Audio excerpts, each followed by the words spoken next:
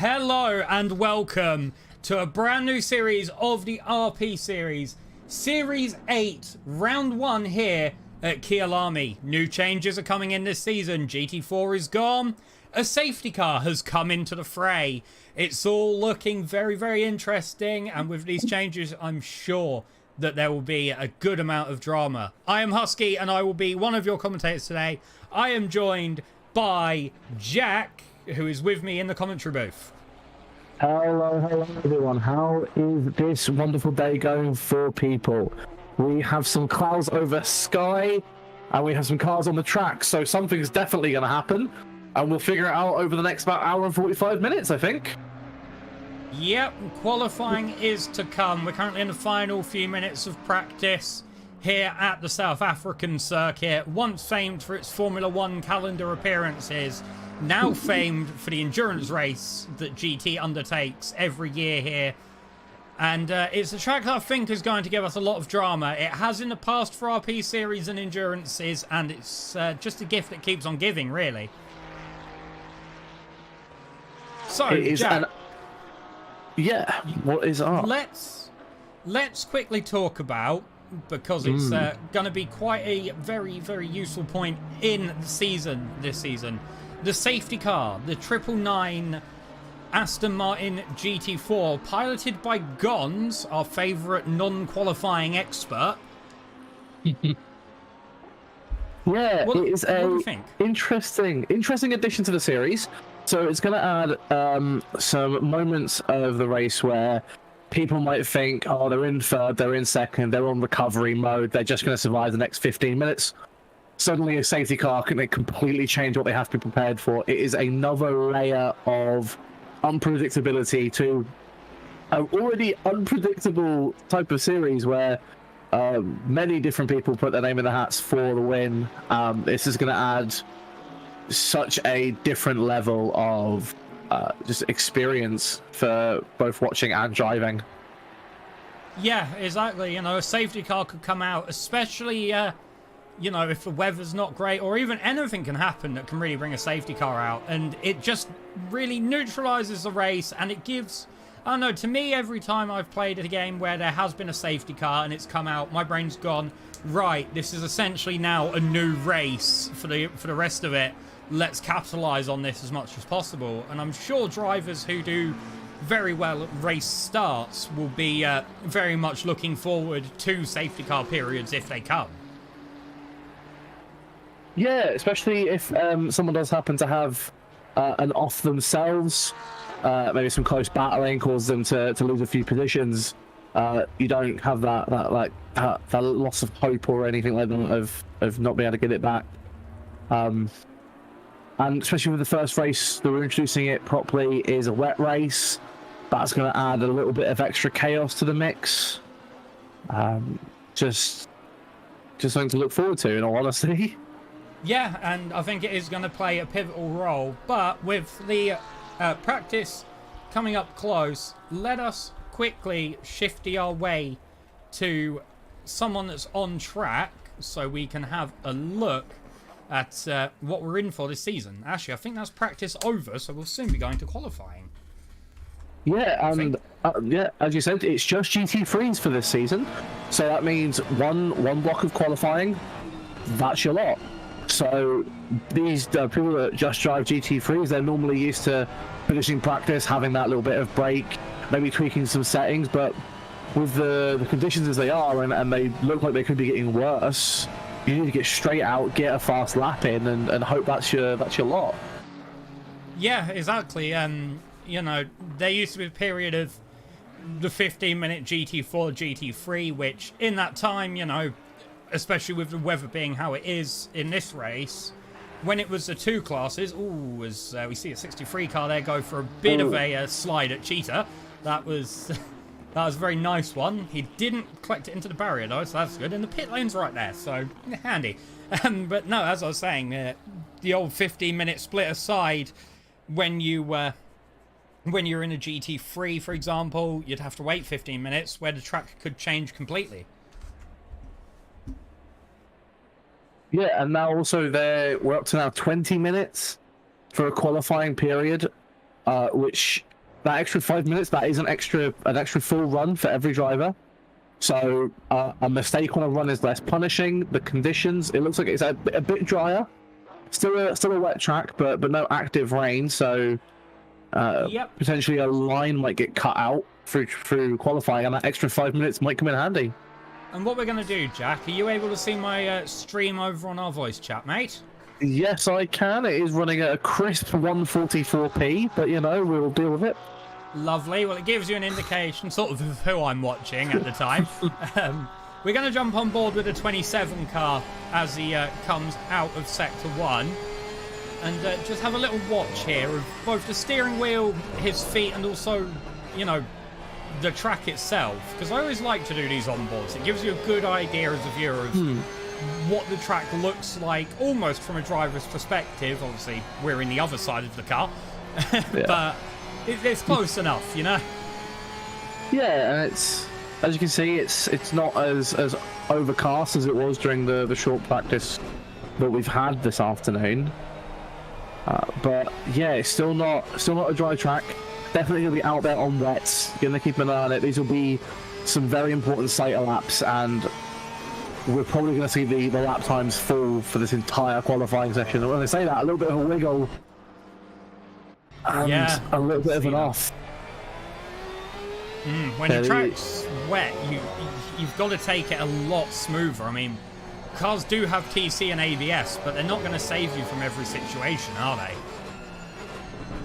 No, but it's also not going to make up for any lack of temperature in the brakes or tyres. Because when driving in the wet, that is also a very important thing to understand. You have to make sure you're in the dry line, keeping an eye on those temps, because too long in the wet areas of the track is not going to be helpful for those hard braking zones that we have later on in the circuit. Exactly, and I just want to say there as well, we could see into turn 1, I don't know if you caught it or not, but watch as he brakes, watch your steering wheel. It sort of looks like the car's dragging to the right in some ways when he's under braking, because it looks like he's having to react and just throw the wheel a bit right, or it's puddling left, one or the other. Yeah, so there's always going to be some kind of just absolute just chaos in how you feel the steering come through in the wet conditions, especially if you're not used to it. I don't know how many of these drivers have been doing much practice in the wet on their cars, how comfortable they are with their setup, but if not all the wheels are in the dry line, then it's not going to feel stable, and you're going to have those small reactions that you have to make quickly to keep it on the track. Exactly, and actually just looking at the weather as well, look, it's currently, overcast, but we're forecast rain in 10 minutes and then more heavier rain in 30. So really, if those forecasts are right, this window of around 10 minutes is really going to be the best time to get your laps in. Because once it starts raining, the track's just going to get more and more wet, and the times are just going to climb and climb and climb. Yeah, 100%. It's going to... It looks like the track and the temperature are picking up. It is drying out a little bit. There is now that very nice defined dry line the entire way around. But yeah, as soon as that rain starts to come in 10 or so minutes, then that's time up. Everyone who's got a fast lap in, it will be there. They're locked in. And across the line for the first lap of the session goes Samuel Hollebeck with a 148.5, the silver class driver, with Smith, the number 107, Yamik, who I've called James a million times, comes through for 148.6 as well, and now the rest of the times are coming in from Schmidt and Schoblem as well, and it's just going to be interesting to see how these times go as Jürgen Zuscheisen takes the provisional pole before immediately being shot down by Beck, who then himself gets taken out by Moreno, and then Mo. And Mo is a second a lap faster than Moreno. That is absolutely insane. He must have been in the dry line all the way around the track, like Scalextrics. That is going to be an impressive time to beat, especially if it does start to get a little bit wetter in the next 5 to 10 minutes. And I can see as well, Mo is actually on the wet tyres still. The way you can tell this between the GT compounds is the dry tyre has the Pirelli signature on the side, which becomes a sort of yellow blur as it's going. The wet tyre has none of that on the sides. It's just a completely black tyre. Mm-hmm. Which is a little tidbit there for people if they weren't sure on how to differentiate the tyres. Yeah. I think most people will be out on the wets. They might be an absolute psychopath on the dries, but I don't think that's going to pay off at all. And as we see Hoiberg going into the pits, very happy with his performance so far. It's interesting. I'm just following Mo at the moment, and I'm just watching as I can see over like the lap itself. There's not much water spray coming off of the car. I mean, in some places he's dipping into the wet line, but down a straight, you want to do that more or less to cool the tyres off. Because if you're running on a dry surface on wet, they're just going to heat up so quickly. Yeah, 100%. And just like we were talking about, the current weather is completely overcast now. So there is going to be no natural light, no temperature being put into the track. So any amount of the water being moved off is all be done by the cars themselves. So it's going to be these conditions or worse. So I reckon these next 1 or 2 laps is going to be absolutely key. Getting a fast time in now is going to be exactly what keeps you up there at the end of it. Jeffrey Langvin just went off. I'm just going to have a quick look at that, see what's happened to the Lexus driver there. As I just caught the end of it, so he's coming through towards Cheetah. It looks like maybe another Cheetah-based incident. Yeah, he's just hit the curb on the inside of that bit too hard. The car's gone round. He has managed to get it stopped more or less off of the racing line, which is good. And then round he comes, back off the circuit as well. Happy days. Very nice.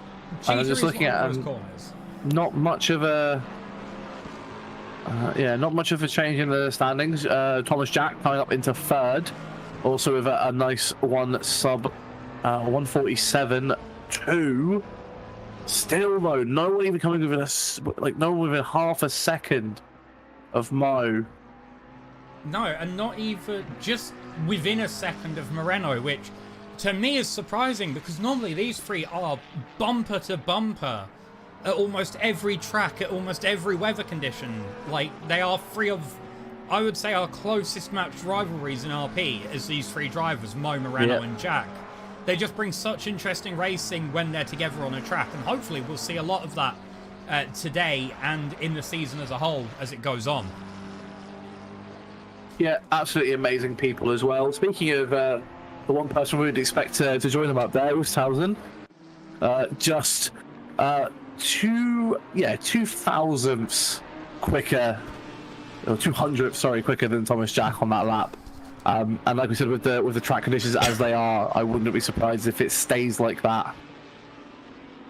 Exactly. And one thing that I will always do for viewers new, returning, etc., just as a little bit of a mind boggle for you, is remind you of the class system we have here at Racing. Oh, as Eisen just hits the back of that Ferrari. That is his lap over. The Ferrari as well would have invalidated. And just behind we see Unique having a bit of a slide as well. Schmidt. Man, that was something that we haven't picked up on. Lukisen in the 404 Ferrari not found. 1:46.1. Over 2/10 faster than Morello.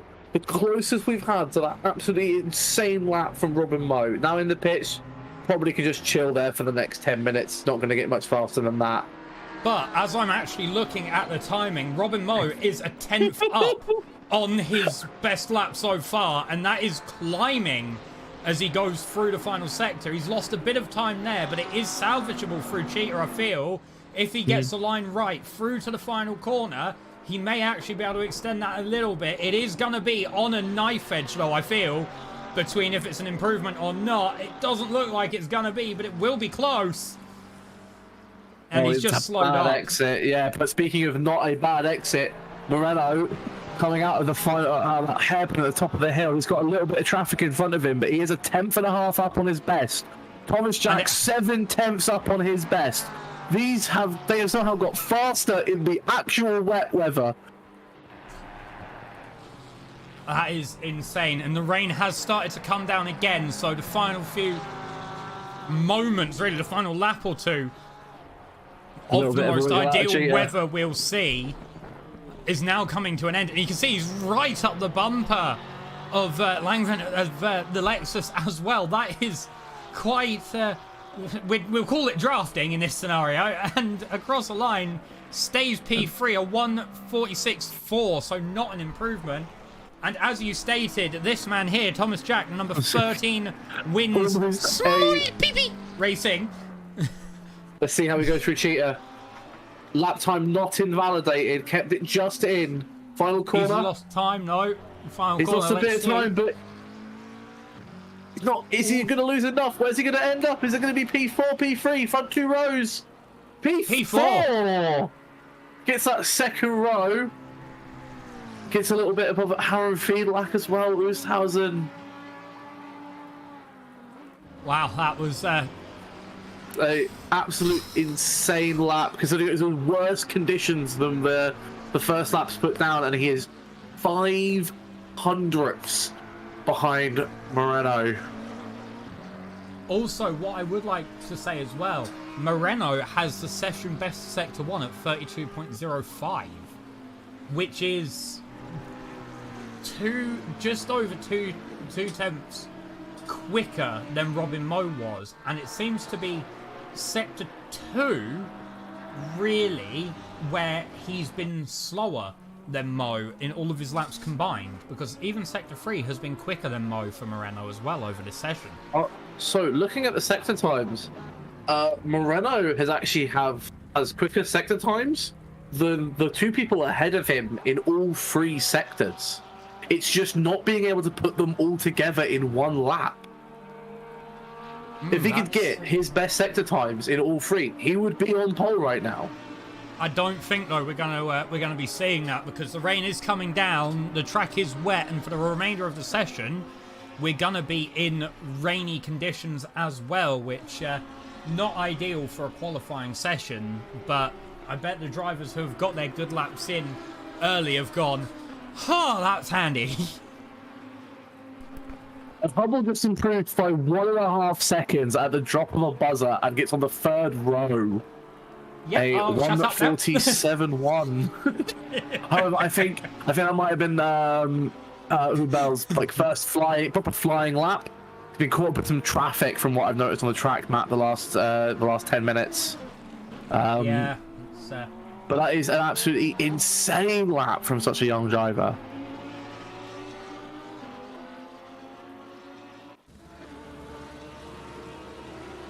Oh man, so with qualifying, I would say being more or less neutralized with the weather, which I know from my perspective when I'm driving it is annoying, especially if you're getting into the habit and into the flow. Let's talk about the class system, as I was meant to do earlier. So in Racing Powers we have 3 classes this season. This is based on, what's the best way of putting it? It's based, so then there's 3 championships: Platinum, Silver and Bronze, to allow every driver to be in a championship group close to their abilities to be able to have them enjoy a full season-long championship battle, really.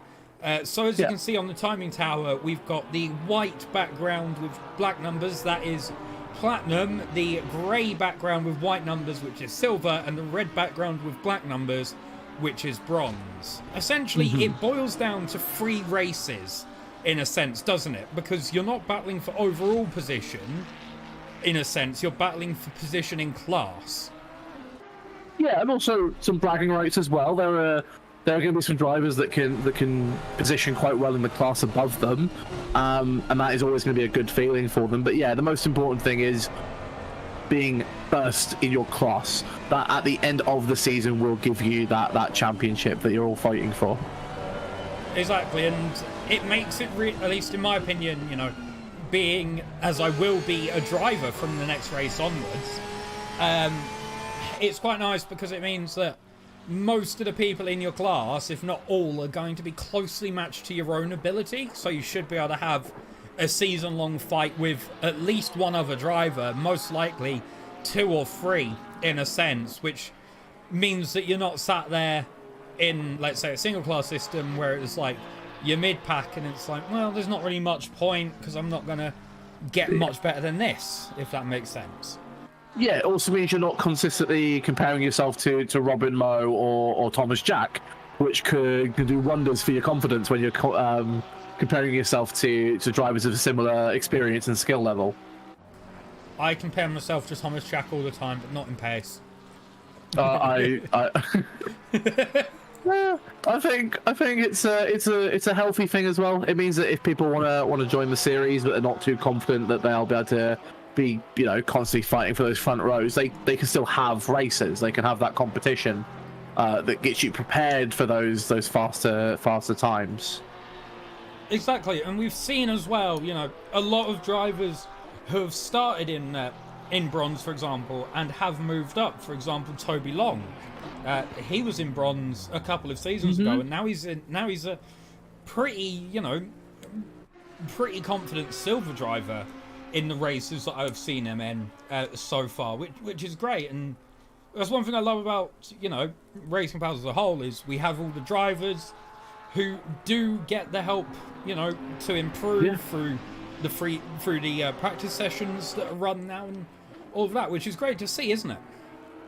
Yeah, absolutely amazing. It's even surprised for some of the drivers. I spent some time chatting with them during the practice sessions, just being so surprised at how open everyone is with sharing settings and helping each other, because at the end of the day, we just want as many people to be competitive so that we can have the most enjoyable races.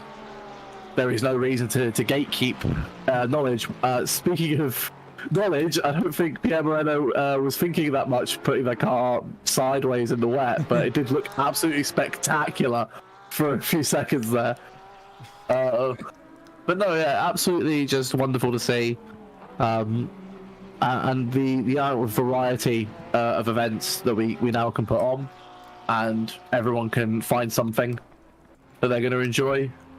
But it would be nice to see some more faces around for these races. But it's getting big. It's 30 drivers today across the 3 classes. Yeah, and it's great. Like, good mix of platinum, silver, and bronze drivers. And I always say this, and it's the mantra that I live by doing the commentary that I do is my job, and what I do, its enjoyability and its overall amazingness is all in the hands of the cars on track. Because without the cars on track, I'm not going to be able, me and you haven't got a race to watch. And, it's the cars on track that make the commentary side of it possible and absolutely enjoyable in the way that we love it. Yeah, could not agree more. Although at the moment not many cars on track, only a few brave souls actually wanting to try something. It'd be a good opportunity to get some setup dev in, just in case a race is in this condition. Yeah, 100%, and also just a little bit of practice. Not many people probably get the amount of time they'd want to practice close racing with other drivers, and being around people in close. Oh, that is a big off by Eli Shorts. Oh, gets the car turned around. That was a big off. We're going to have a watch of that just to see what's happened there for the Audi driver.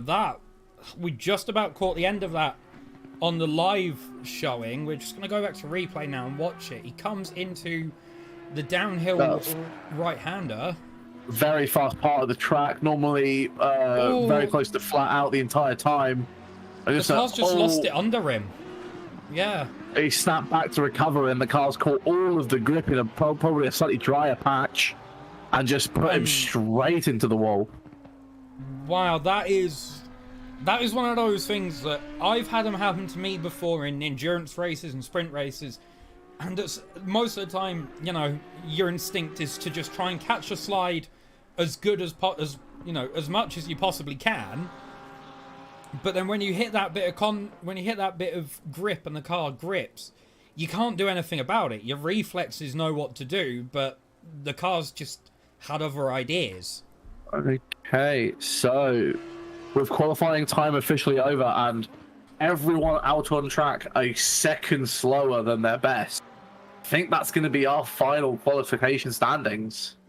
Yep, so let's have a look through this then. Leading the GT3 Platinum class is Robin Moe, followed by... I actually don't know how to pronounce that letter. Lucasen. Lucasen in P2. In the 404. Yep, Pierre Moreno, the 922 car, P3, followed by Thomas Jack, Sylvain Hubble, James Smith, and Beck in the 142 that I can see on my screen. And Fiedler takes pole. Down in 26, someone that's been... probably didn't get a good lap together, but we got one platinum slightly further down. That's absolutely fine. Silver class. Aaron Fiedler takes pole position, followed by Jurgens.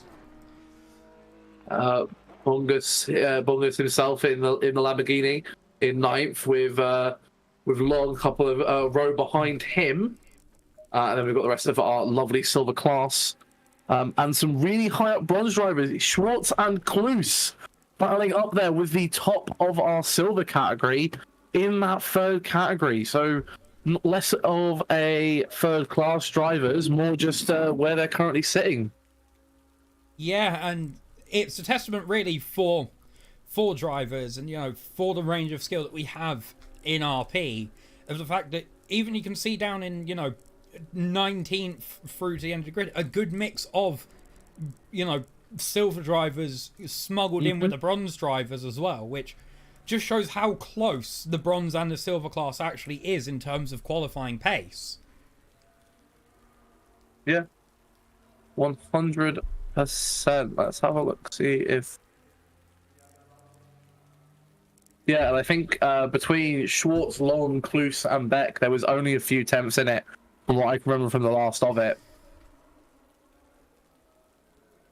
So that is absolutely good. But yeah, so we've got Mo and Lucasen taking up that front row on the grid, Moreno and Jack behind them, and then we are down from there. Absolutely perfect. So, any wild predictions for the race, Huski?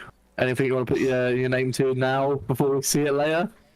I honestly, it's one of those things where, you know, I could put my coin on what I know to be a safe bet, but especially with it being rainy, the 1 hour race, the possibility of a safety car, there's just so many factors that I wouldn't know who to put my bet on really at this point.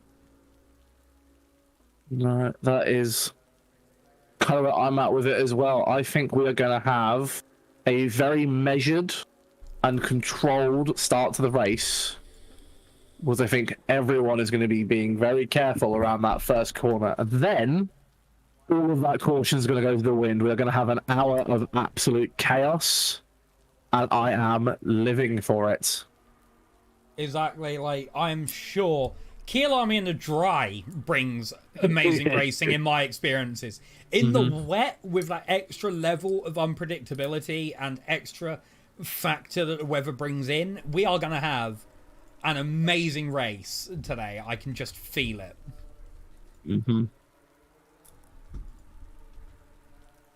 So, gonna 17 be seconds. A hell of a race. Just 10 seconds.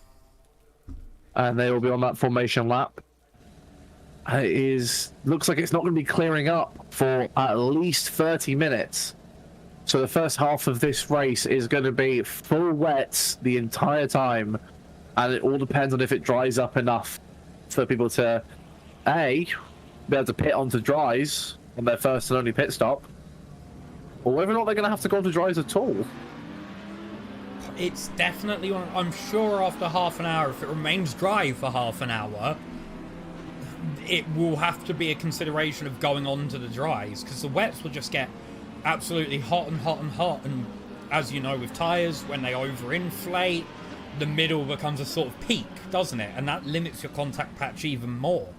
So it might be something we see as drivers moving their pit stop to out of what I call the natural window between 25 and 35 minutes remaining, to just see if the warrant of moving to dry tyres is worthwhile for the rest of the race.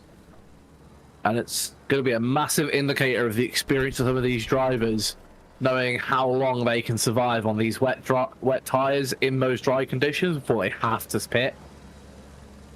If it's not drying up, they might not want to... Well, if it's not drying up as quickly as they'd think, they might try and get these wets to last as long as they physically can.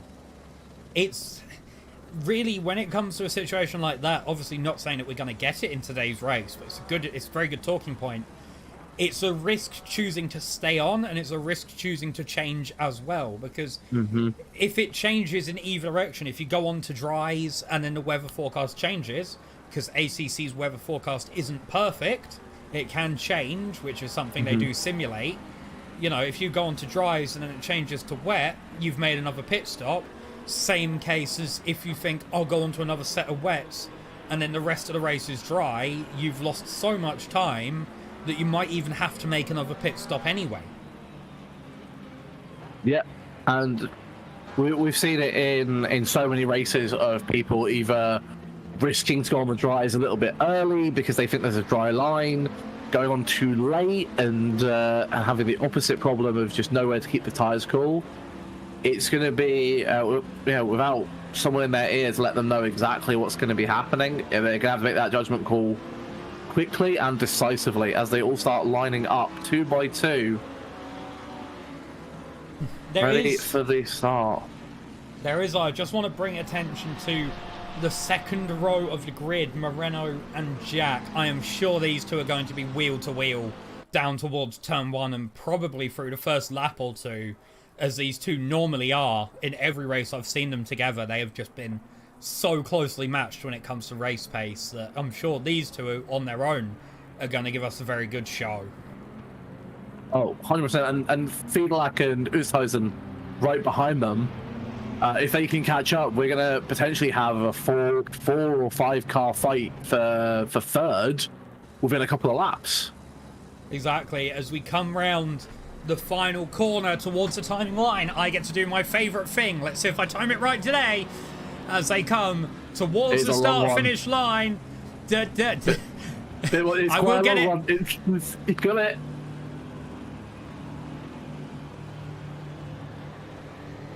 And we go green in Kyalami.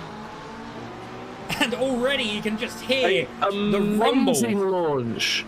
Absolutely amazing launch from Moreno. Taps for Lucasen in the back. He's pulled off to give him all the space he needs to make that safely. 3 wide around the first corner. There's multiple packs of 3 wide. We're going to jump back into that mid pack and see.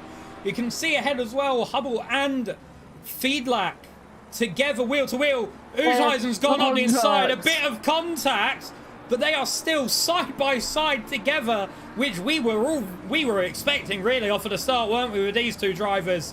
But Oosthuizen will have the outside line where it is wetter, and you can see the car just shuffling around a bit as he just tries to maintain the grip, but he will get the inside into the next corner. Has he made it clear? Yes, he has. Oosthuizen moves up into the first position of Silver Class for now, and I'm sure Fiedlach will be hunting him down. And we already had one off. The number 40 car of Schmidt went off at the back, but we were speaking about Thomas Jack and Moreno potentially getting into a battle. It looks like their fun has been interrupted by Jameek Smith. We've got a 4-car battle. Kloos, the Ferrari, and the Porsche and the McLaren behind him. They are actually, the Ferrari has gone through. Alexander Kloos now being hunted down by, I think that's a 27 car, with the other wins car of Daniel Scott, I believe, behind as well. That is a bronze driver, the 808. Pretty much in the middle. Lucasen making a move. Linus Lucasen up the inside of Robin Moore. Oh, yellow flag for Moreno. Moreno's gone off. At Cheetah, Moreno calls the yellow flag. Gottlieb and Moreno. Moreno's peeled into the pit lane, so he is having to box. That is not the start that Pierre would have wanted of today's race, is it? No, not in the slightest. Let me see if I can find what happened. I would expect he's just hit. I'd expect it's at Cheetah. He's probably just hit the inside curb a bit too hard, which, you know, does happen. And most of the time when that does happen, you can't really do much about it, as Aaron Fiedlach has managed to get ahead of Oosthuizen again. We are actually seeing these two together for P5 overall, but first in class. I just had a quick look. It looks like the Gottlieb went off because of a contact in the rear from the 713 car, causing him to spin around and get tapped in the front as well. So he might have quite a bit of damage in that Lexus, and we will see how that works out for him. He hasn't pitted. He is still going, but he is many seconds off the back of where he was. Dropped 15 places from that collision. Oh, Cookie has hit the rear end of Fiedlach into mineshaft. That is the first, that is the top two in silver involved in an incident altogether. And Bingus Wabongus has taken the lead of silver. We're going to have a replay of what has happened there, because that is one that I'm sure they wouldn't have wanted. It's not going to cut me in time. He basically, Oosthuizen just hit the rear end of Fiedlach into mineshaft and sent the car round. I had a quick look at that replay. It looks like what happens from my point of view. A little bit of wheels on the painted part of the track, not enough grip to slow down. Just comes into the rear of him. There's not much he could have done with the car next to him. He couldn't really push further into the middle of the track. Stewards will have a look at that more than likely at some point during their perusal. Exactly, and here is actually a battle that is somewhat evolving. It's Gottlieb and Schmidt, two silver class drivers, both of which with damage. Were they involved together in that previous incident? I'm not too sure. I know Gottlieb had an incident. Yeah, so Gottlieb had an incident. Schmidt just went off evading some slower drivers, a bit of traffic, but got on the grass and went off. So no real damage on Schmidt, but tyres won't be enjoying that at all. No, maybe a little bit of cosmetic damage, whereas Gottlieb had a massive shunt in the rear. He's still going though, which is very, very good for him. We're on board with Samuel Hollebeck, who has just managed to get past Kloos and Scott to take up P4 in silver. And he's chasing down Toby Long, the 71 Ferrari, that I believe is just ahead of him, in fact. Yes, he is, as they head into mineshaft. And Aaron Rains is also going to be attacking Daniel Scott, with Oosthuizen behind in 16th, who has to get past Schoblum to be involved in this battle as well. It's all hotting up, and we've only had the first 5 minutes of the race. Yeah, it looks like there is a lovely little gap building up front as well. 2.5 seconds from Lucas N to Mo. 2 seconds now to Thomas Jack, and again to Jameek Smith. So they are separated out. While speaking about a gap, we've had another off of the 19, which is a car also caught up in that earlier Gottlieb incident. This car got collected coming around the corner. Has a little bit of damage as well. As we start another lap, it's all looking very, very compact.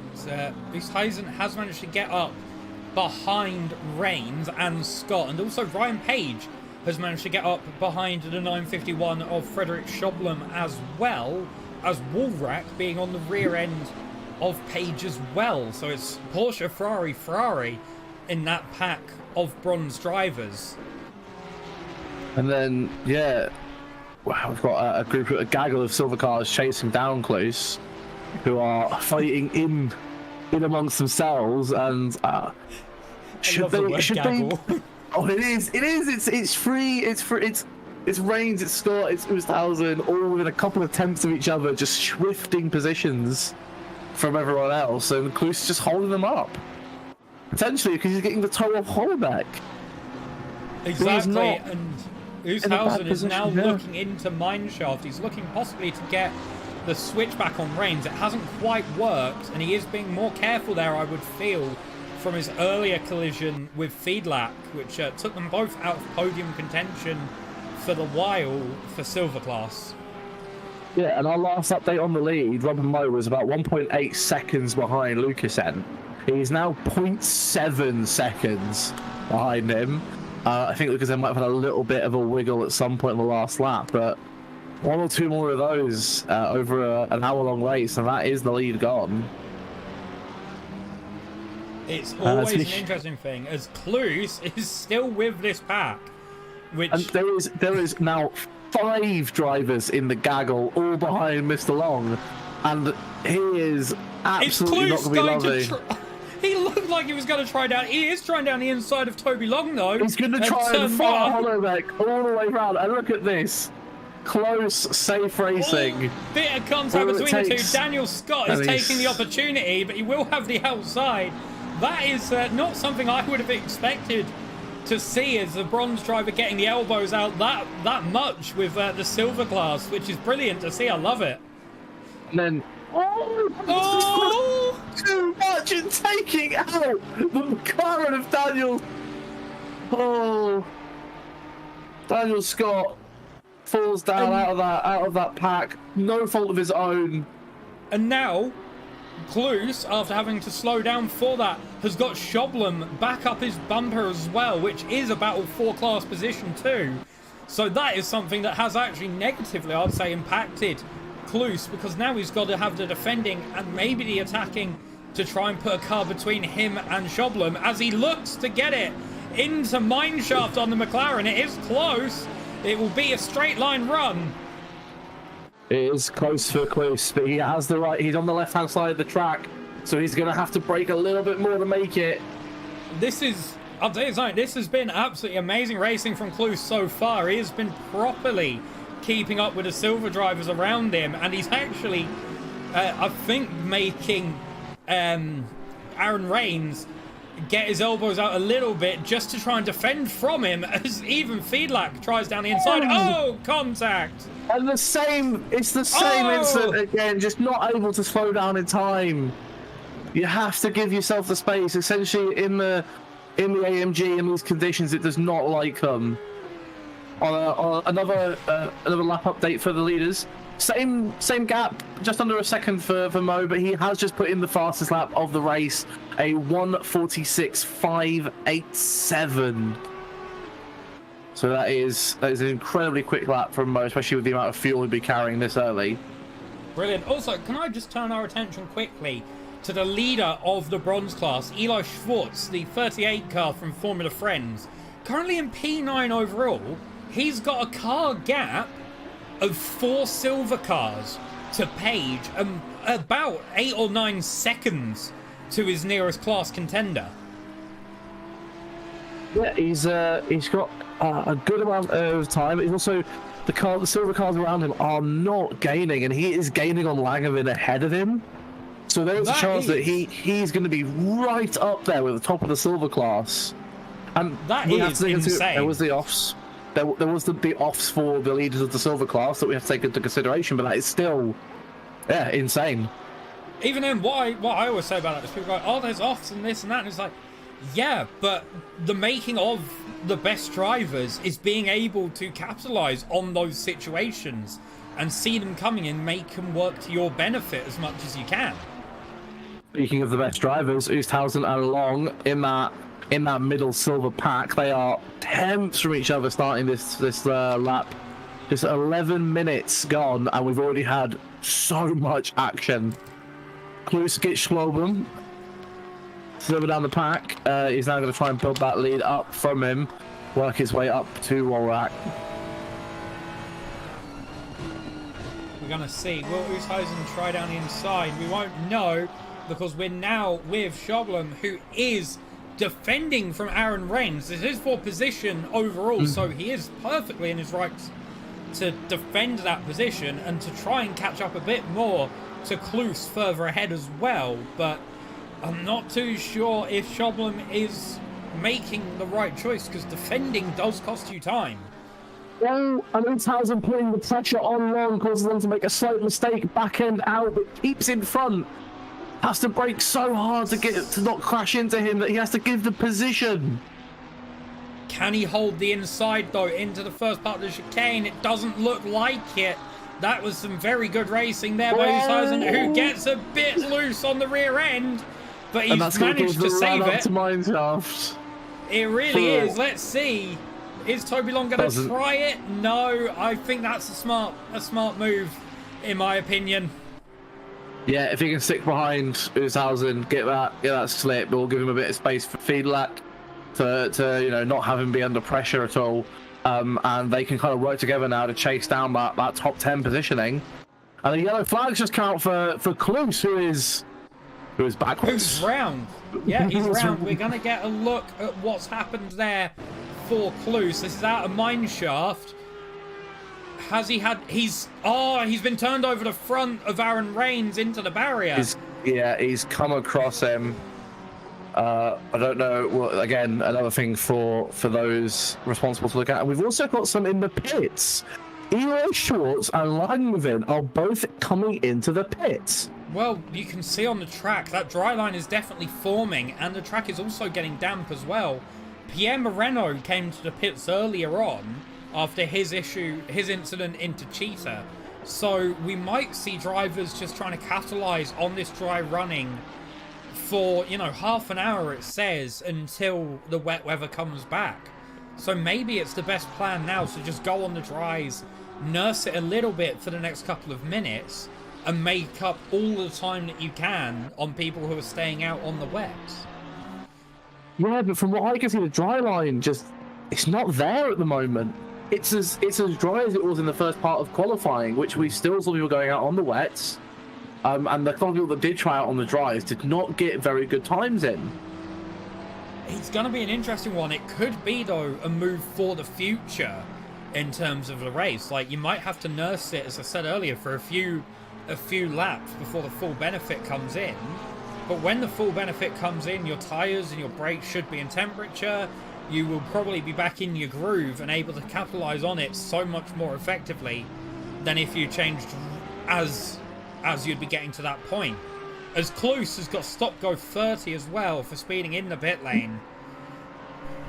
Let's have a look. I'm gonna stay on board with Mr. Mayer in the 82 Porsche, who looks like they've come out on the dries. Just gonna keep an eye on how it looks like they're performing. I'll come back to you in a couple of laps' time. Oh, there's a yellow flag for Luana Santos as well, the number 19 car. What's happened there with her? She's lost it into Cheetah. Has managed to keep the car out of the barrier, though, which is very good driving from her. The gravel does help there. Another one where Cheetah is at this circuit, for people that know the meme, that curb.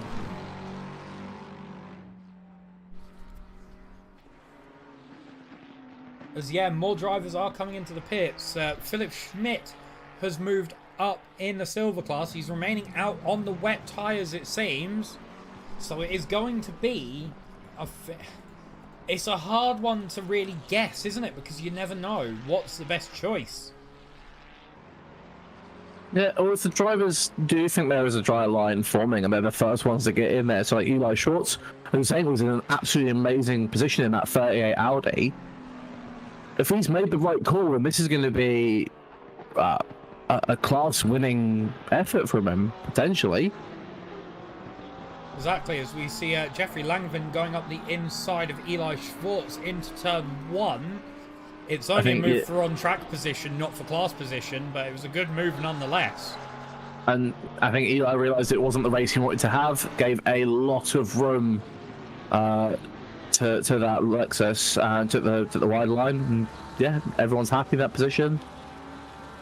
Exactly, like, I myself am a bronze driver in the series, so... And, my opinion will be different from everyone else's. That's obviously how opinions work. But if I saw a silver car coming up behind me, I'm not really going to defend that hard, because what do I gain or lose by them getting past me? Yeah, true. And just saying that, Daniel Scott in the Copper Sue car goes sideways around that last turn. Going into the pits now. Maybe the grip's gone in the wets. Maybe they've destroyed them all, and they're going on with rise as a bit of a risk.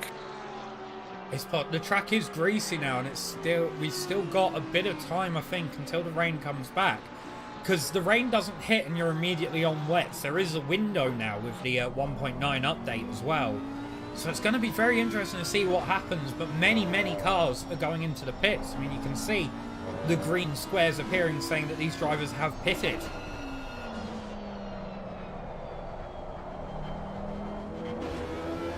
It's definitely one of them where I think there isn't a perfect choice, really, is there? No, this is going to be a very interesting one, we say, as the 98 Lamborghini goes round. So does Nicholas as well, Vangelo and the number 98 Lamborghini in two different places, but that's definitely not something they would have wanted. No, but they are two of the drivers that moved onto that dry compound early. So maybe they're not able to get it up to temperature, maybe they're pushing a bit too hard for it. But now some of the platinum leaders, they have come into the pits now. And it'll be interesting to see what Jameek, Thomas Jack and Ubel go on for this. As they all come into the pits right now. Same as Oosthausen. And out of that top cluster that we had just a couple of laps ago, it is just Lucas and Mo that haven't pitted. So too haven't Gottlieb and Schmidt as well. Yeah. And obviously the two safety drivers car, have a little... because it doesn't. Oh, I think it has made its mandatory pit stop. It's been there a while. And the first car coming out from those platinum leaders is Thomas Jack, so adjusted for pit stops, he is going to be running in P3 with Page, Gottlieb and Schmidt all having to go around. Speaking of Page, he's gone out at the end of T2 on that back stretch. He's not had a fun time of it. Oh, I'm sorry to interrupt there. Down the inside, tries Schoblem on reins. That was a very opportunistic attempt. I don't think it's happened for him, but he made his intention. He made his intention very clear. And he got punished by that curb, hits a little bit of the cheater on the inside right, and it pops him up going onto the runoff area after making a very interesting move. That was a very opportunistic send there from Schoblem. I appreciate it. It was greatly done by him. But that was unexpected. And the count is now on. Robin Moe has entered the pits and is stopped. So we are going to see one of our race leaders on the dry compound going to have to make a run for it. Now, the interesting thing here is, what does Lucas Sent do? The 404 Ferrari is going to have a massive gap. Do you go on as long as you can? Do you get on the dries immediately to match it? Or do you think you can survive without doing an early pit stop? Do you think that you can just do a one stop onto another set of wets when that wet weather comes back? In my own opinion, I think now, with the track being how it is, there's not much standing water left at all. You're gonna start delaminating those wet tires quite quickly and damaging them. And I don't know if they're gonna last all the way until the next set of wet, because the track doesn't get wet immediately either. There's still gonna be that dry to wet line, so I'm not too sure really of what the best choice is. And it's those decisions that we expect our platinum class drivers. That's where they're gonna have an advantage as well with that advantage. Also, it looks like we're getting a little bit of headlight enjoyment from Schmidt for Gottlieb. I don't think he was very pleased about that move that he made, but it is racing. It's going to happen with a nice little group of cars as well for Beck and Hubble coming around. Yep, they are together. Beck has got past the 808 car, and so too has Hubble. Not affiliated with the telescope, I don't think. As we see Justin Gottlieb and Schmidt side by side into mineshaft. Gottlieb has held the inside, but now Schmidt will try there. They've been very close. A little bit of contact, I think, but only a little bit. The curb. Yeah, he's not happy with that one. I don't know if I would be either. That is, I'm not sure, quite close to the line, but we can only see from the trackside cameras that we have access to. And it looks like they're going to be together up towards Cheetah. These two definitely elbows out together. They're gonna work it, and Gottlieb onto the grass and maybe a bit of gravel. That gives Schmidt the position, so we will see what happens. This is for the lead of Silver as Lukaben has made his pit stop, but has got a 30-second stop-go penalty. Penalty! He sped in the pit lane. He also came out behind Robin Moe, so it was no reason to risk it. Robin Moe was going to get him every time there, and he just shifted up a second too early. You very, very strict. It's an automated system, so it immediately knows if you've done it. That is not what he would have wanted at all. I'm sure there's going to be some German profanities in that Ferrari 296 at the minute, just muffled through the helmet, you know what I mean? Oh, 100%. It is not. It is not what you want to be doing, especially when you've driven so well for the first 25 minutes of the race. You get through that pit stop and you're absolutely clear, but not the case sometimes. And now it's just going to be whether or not Robin Moe, whether that changes how he drives now. He can probably take it a little bit easier and keep some fresher tyres for the end, but it's going to also be a struggle for Lukasen as well, because Thomas Jack is with... That was an interesting way of getting himself lapped.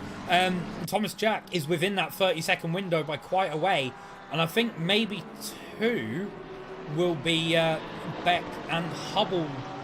Definitely Smith will be. And someone we haven't spoken about, Pierre Moreno, is now in P12. He has made a massive, and he has just turned around right of him. And Usain has collected him, and he's going to give him the position and the time back. But there's Eli Schwartz on the outside of Moreno. So that is a huge, huge incident that was recovered so well by four absolutely talented drivers. It was, and it brings me back to what I say earlier as well. Eli Schwartz, one of the makings of the best drivers, as I said, is the ability to take situations like that and turn them to your own benefit.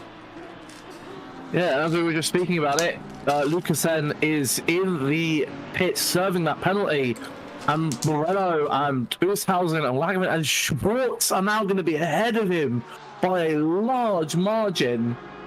When he comes out, it's going to have to be an insane recovery drive from the driver of the 404 Ferrari.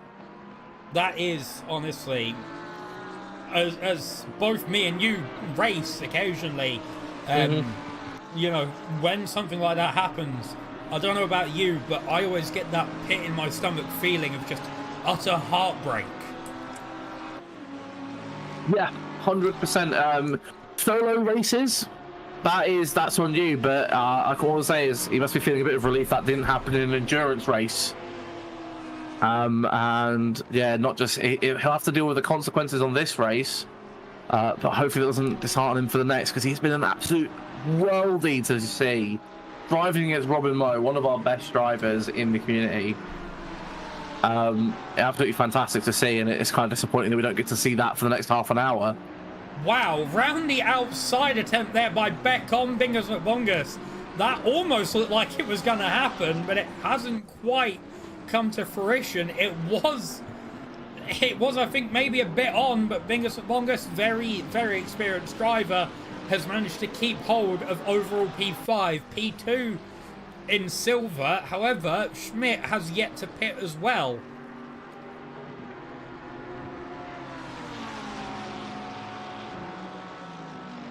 Also, do you remember I said earlier that I hoped my throat would survive this? Probably not going to happen at this point, no. Maybe take a little bit of a... Yeah.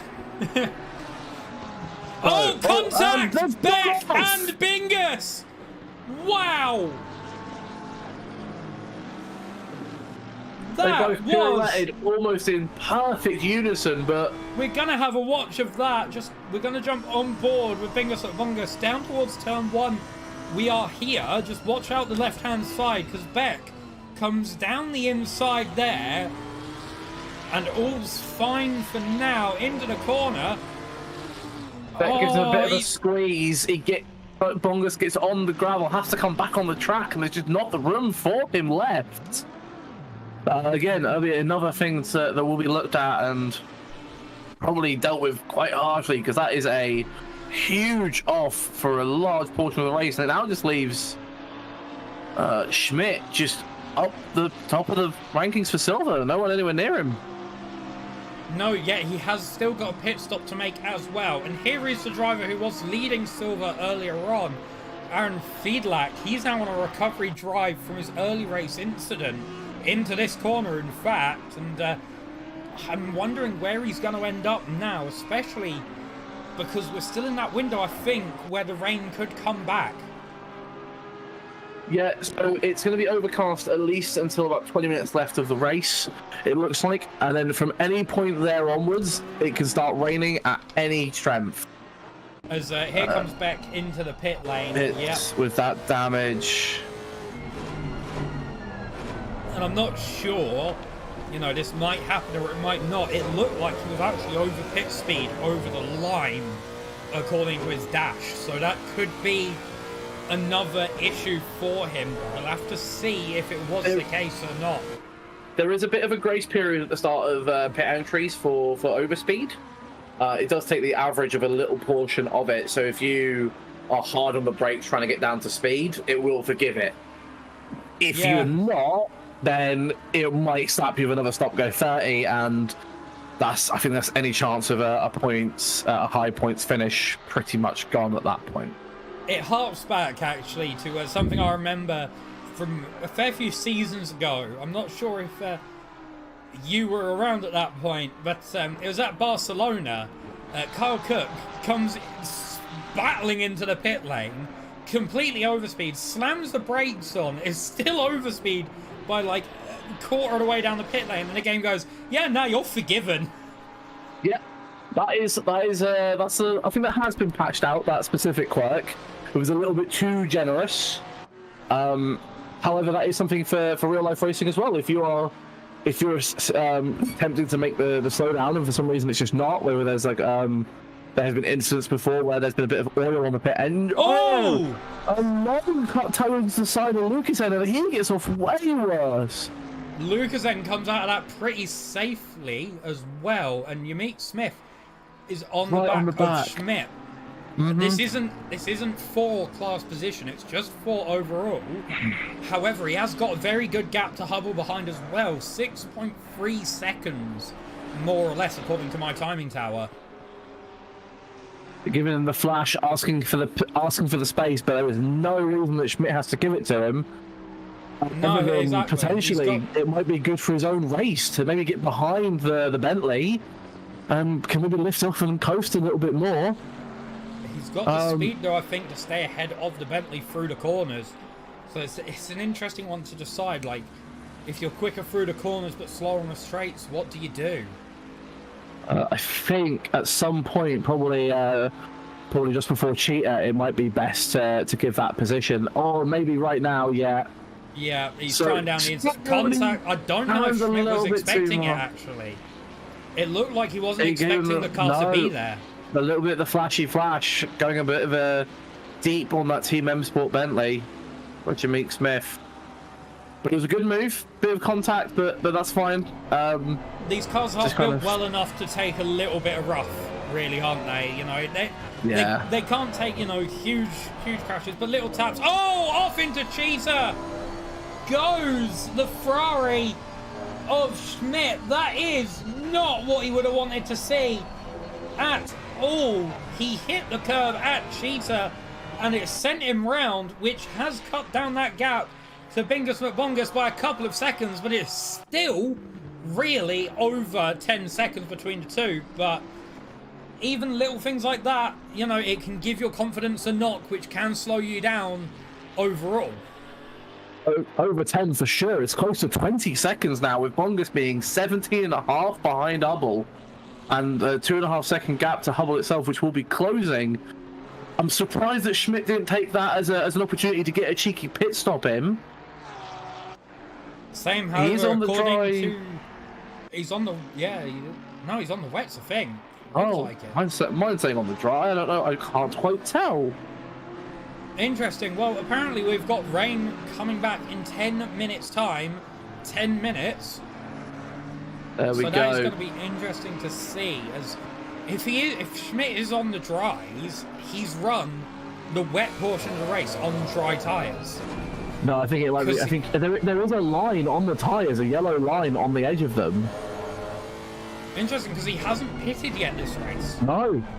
And that also might be the reason why he was having some of those issues with the offs earlier in the race that we just haven't seen from him. If Philip Schmidt is on the dry tyres and has been since the start, it explains everything. And if he can survive and go for a single pit stop for the wet, he is going to be very happy with where he ends up, I reckon, today. As now we're with this battle for P18 overall. It's Corey Davis, a 256 Lamborghini, against Toby Long, the 71 Ferrari, both in silver class, and they are together, and Daniel Scott as well is just up the road too. And it is going to be a rapid chase up and down the hills of South Africa for them. They have been involved in a few incidents, Mr. Long and Mr. Scott. Hopefully, nothing more comes from them for the race. Here is the battle for P2 in silver as well. Hollebeck versus Bingus McBongus. And Oosthuizen is just in the background as well. And Bingus hasn't pitted for that damage. And now a try into turn one from the Porsche. Let's see, is it going to work? It looks like he's just mounted the curb a bit too hard, and the Lamborghini will stay ahead for now. However, there is a lot of damage on the front. I'm just going to quickly jump on board and see, has he got steering damage? No, the car looks like it's fine, so it's just cosmetic and aero, it seems, for the number 8 Lamborghini. Yeah, all this battling is going to do is be absolutely what Oosthuizen wants to see. If these two want to battle all the way around, and we can already see it, that gap for the number 12 is dropped by a second in 3 corners of the cars in front battling. And it looks like Porsche's going to make the move. Is he going to hold it up towards the mineshaft now? And Oosthuizen is straight in. So Bingus and Wongus is going to have to defend from Oosthuizen as well. Who's going to get the inside into mineshaft. Not quite close enough to make it work. But now he is right up the bumper of his fellow bull counterpart. I think it's a bull on the Lambo logo, isn't it? Yeah, it is. Doesn't sound as good as a prancing horse, does it? No, the golden bull just makes you think of David Beckham. I mean, to me, it just sounds like an off-brand version of Red Bull, to be honest. No, that would be the Vermilion bovine male. Oh yeah, true. However, the number 4 of Lucas N has caught up with Langevin. So even after the stop-go 30, this guy is going to be fighting for P10 by the end of this race, it looks like. He's only got a little bit more to get the Lexus, and then he's just a second down the road to Fiedlack and Schwartz. So there could be a decent position still in the stock. 25 minutes left. It's more than enough time to make up a few positions for the Ferrari. With the forecast changing to heavy rain forecast now, so we could see another round of pit stops as well, which would definitely be something interesting to see if it does happen. Yeah, there'll definitely be some cars that might be able to make it on the drive. But Fiedlack and Schwartz realizing, yeah, not my fight with him, and wants to keep as close as he can, coming around that sweeping right-hander. Yeah, exactly. You want to get as much of the side draft as you possibly can off of the car, you know, and even if it's not your fight, you don't want to slow down to let him pass, because then you're slowing down to the next car behind you as well. Yeah, and although it might sound to some people that Schwartz has been absolutely dominating, there's still only about a pit stop between himself and Wolrak in the P2 for the bronze class. So any damage that he gets from battling outside of his class could detriment massively for him.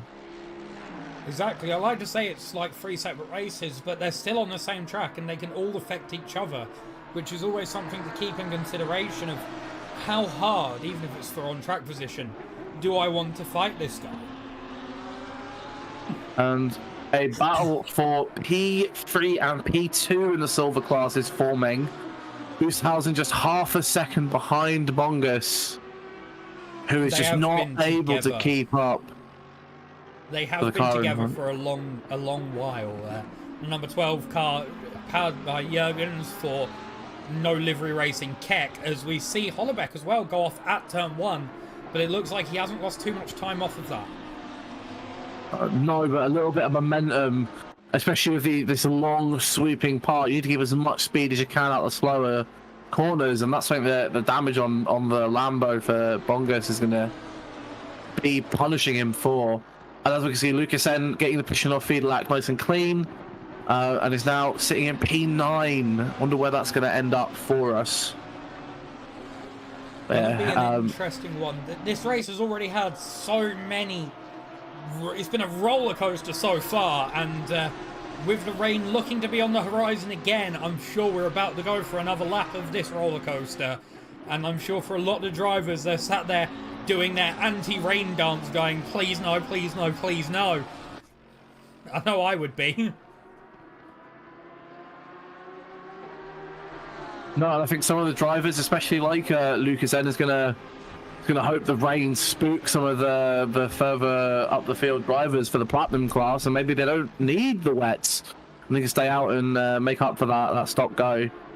And then some drivers like Schmidt are gonna hope they can survive all the way and just have one pit stop for that Fricadelli Racing Ferrari.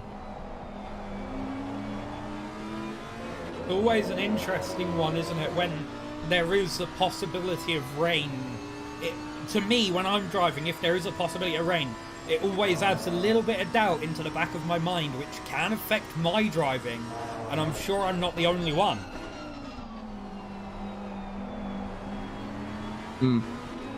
No, rain is a psychological as much as a physical aspect.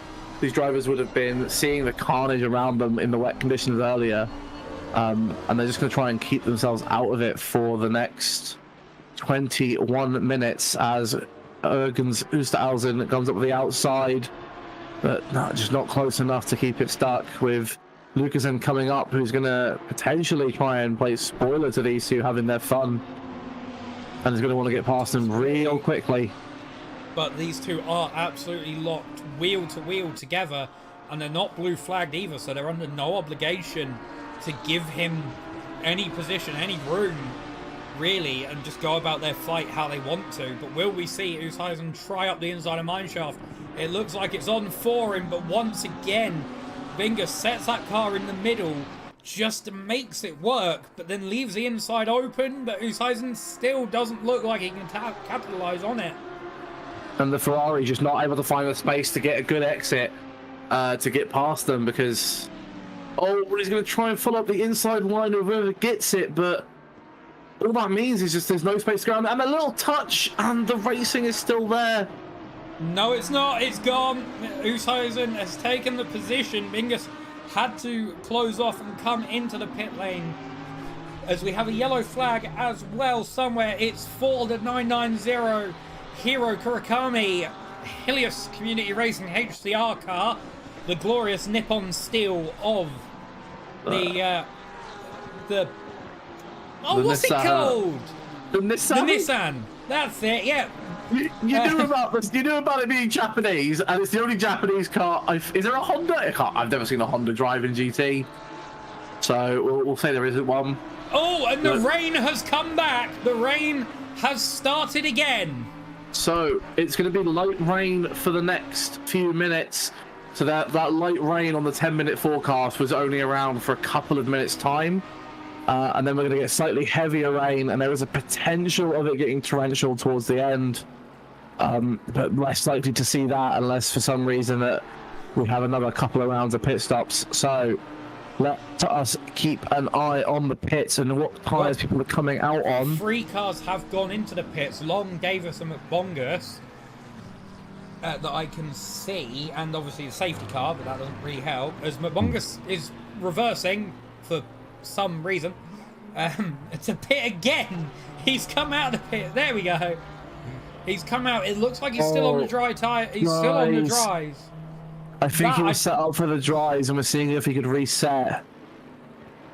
That is not going to be what he would have wanted, because that could make another pit stop highly likely in his future, as the track already greasy. Lucasen coming in for wet really early.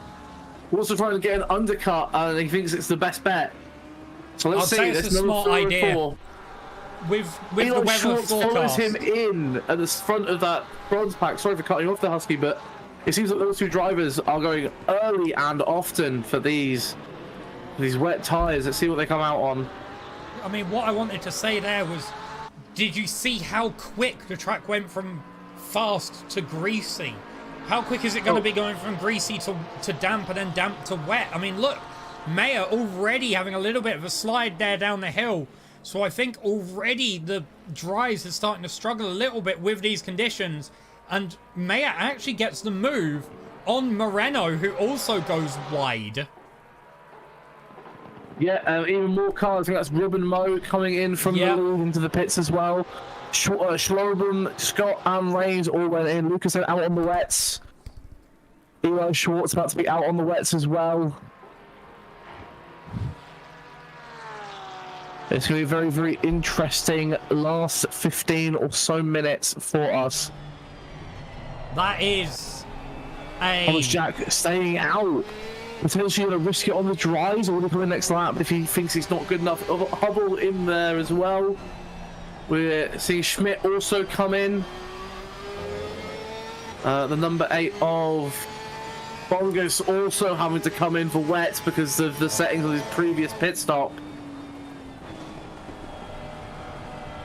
But yeah, looks like everyone is on full wets. Let's see where these top drivers all shake out. Robin Moe gets out the pits first. Yeah, I mean, we could just... Wow. From the onboard of Ryan Page, Moreno had a bit of a slide. The track is damp, so I think it's past the period now where you'd want to be running the dry tyres, as we have gone to heavy rain, and it will just add and add and add, it seems.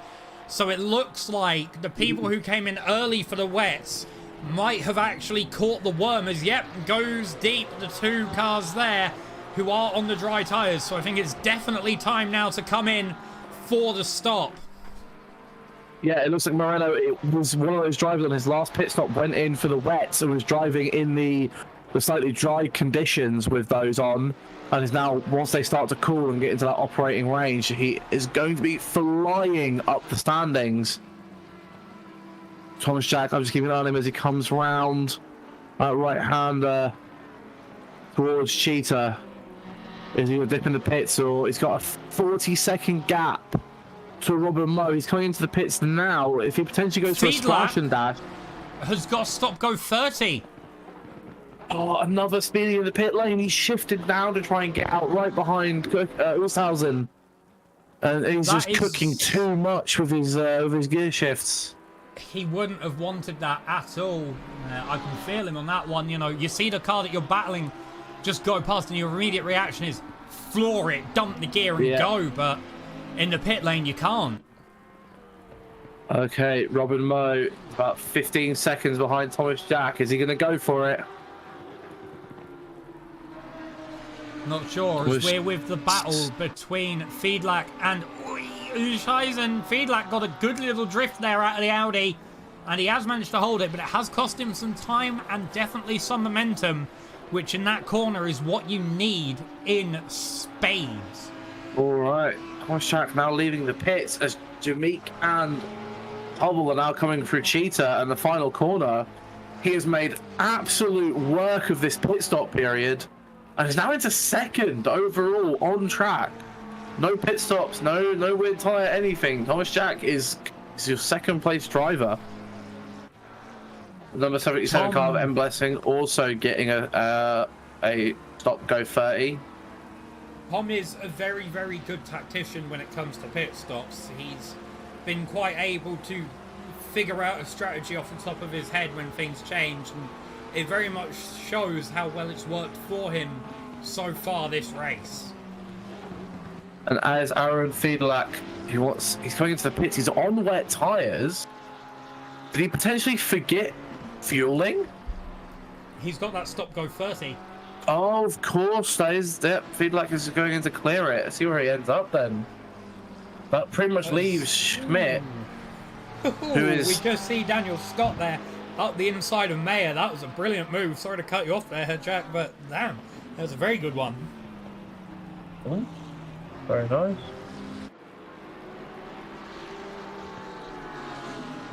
All right. Yeah. So, from what I can see, we've got Philip Schmidt in that Fricadelli Racing Ferrari, even with the damage that he's got on it, just putting in some barnstormers of a lap. And he's just keeping his own. He's got a good 15 seconds to the 404 Ferrari behind him. So Linus Lucasen is going to have to put in just some of his best laps. And that is the number 98 going round, almost collecting Lucasen. It's, yeah. And speaking of going around, Moreno off, giving Langevin all the space. Wow. Yeah, I even said, didn't I? You know, what's going to happen is, is you're going to have the rain come in, and the dramas start all again. And yeah, we're back here now. Which I'm not saying I'm psychic or anything, but called it. Oh yeah. Yep. Drivers getting very comfortable with their dry settings. They're hitting their apexes. Suddenly they've got a change to a completely different reacting tyre compound, and the conditions are telling them to F off. Yeah, so exactly. they're going to have to deal with that, and they've been dealing with it well so far. Moments like this, you know, you get into your groove on the dries, then you hit a brick wall because, you know, you've now got to get in the groove of the wets again.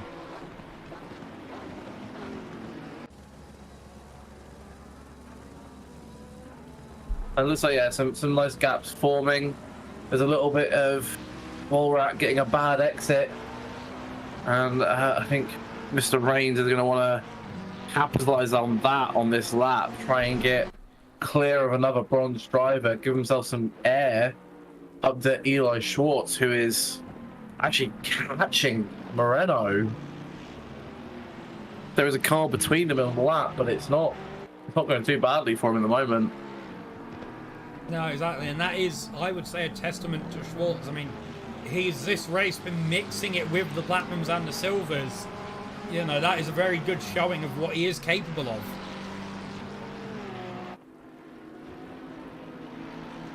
As we say, Wallrat go a bit wide on the wet line. Oh, and he goes a little bit deep, and Harold Rains just absolutely nails that corner in the wet. I think there was a bit of side-by-side contact between them, but it hasn't done anything bad. Oh, yes, he gets very, very close to the rear end as well. We're now in heavy rains. The 951 of Schlobum is off the very fast part of the track, but gets it going. That's always good. Nothing too bad there. But we have now got some heavy rainfall here. Wow, that... We called it, didn't we?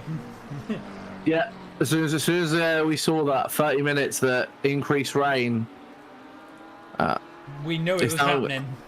Yeah, it's going to start picking up over the next 5 minutes, and it's not going to let up at all. So one mistake is going to completely change where a driver ends. And for a start of the season, it's so important to have a good start, a confident start. Drivers like Eli Schwartz and Schmidt are going to feel absolutely amazing of where they finished today, but they've still got 9 minutes left in a very unforgiving conditions to make that solid. You want to start the season as best as you can because confidence breeds confidence. Yeah, 100%. Eli Schwartz, I think we should I'll let the viewers look at this, is chasing down Philip Moreno. It is absolute wonderful racing. Did you just call him Philip Moreno? That's fine, isn't it? That's his name. I'm sure I just heard you call him Philip Moreno. Oh, what's wrong with it? That's close enough, isn't it? Philip goes very slightly. I think he must be very angry at me, and he must have felt that very much. Goes a bit slightly. Eli Schwartz, our bronze leader, is in P10 overall. That must feel absolutely amazing for him, and Pierre must be feeling a little bit not the best with how this has gone. It was you getting his name wrong that did that one. Yeah, he must have felt it. The force must have quaked. Speaking of the force, Daniel Scott, who has been up and down, just catching up to two cars coming off, and that's Warwick goes off the track alongside Alan Reigns, and does not get the grip back. Now Alan Reigns is very slow. He doesn't go into the wall rack either. Yeah, which is good. They won't need to unrack a new front wing for him. It looks like he's pretty damaged free, just a bit of confidence. Now Aaron Reigns and Daniel Scott are going to have a drag race. McLaren versus McLaren. Silver driver versus silver driver. All the way down to T1. In this absolutely amazing looking cars. They are side by side. Extra speed for Daniel Scott around the outside. Gets the inside of T2. He's made it happen, I think. He's now got to defend it. And it looks like that move has happened for him. What a move there for Daniel Scott. And getting that done just before Robin Moe comes up behind them to cause blue flags is going to be absolutely pivotal, because they could be sitting here not knowing when those blue flags are going to kick in for the next lap. Because if Robin Moe wants to lift and coast a little bit to save some fuel, maybe he's decided to underfuel it because he knows he's not going to get caught. These two need to be in the positions they want to be in at the end of the race now. And that is good news for Scott.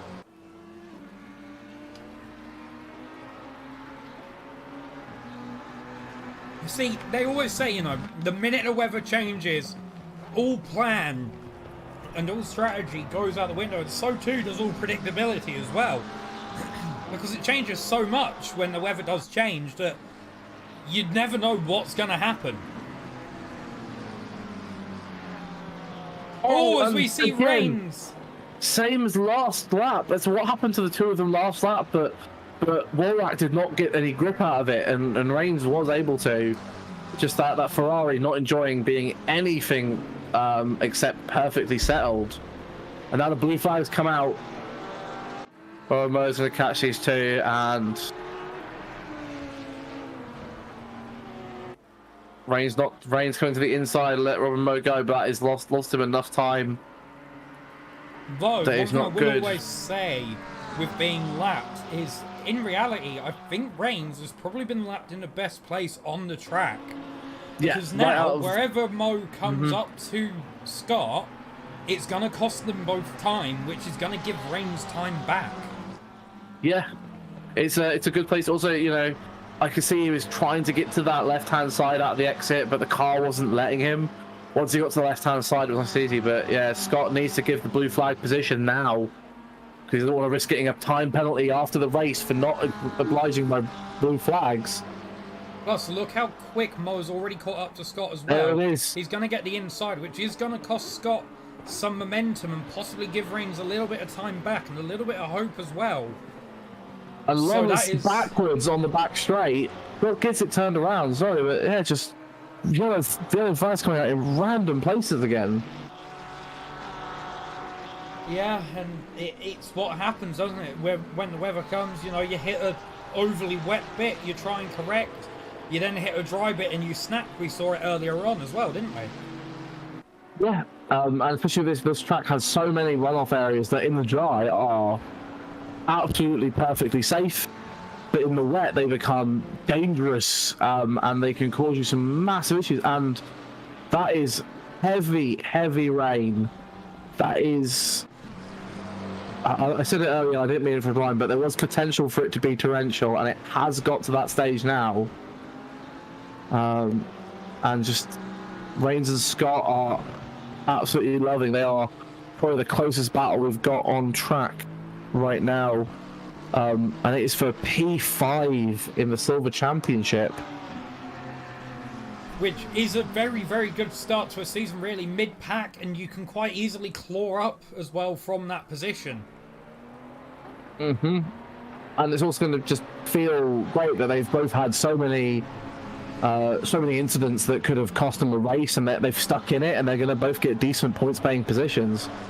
but you can guarantee they're going to want to be the one that has a slight advantage by the end of the year. What's happened here? Scott has gained a lot of time. Sorry, Reigns has gained a lot of time on Scott.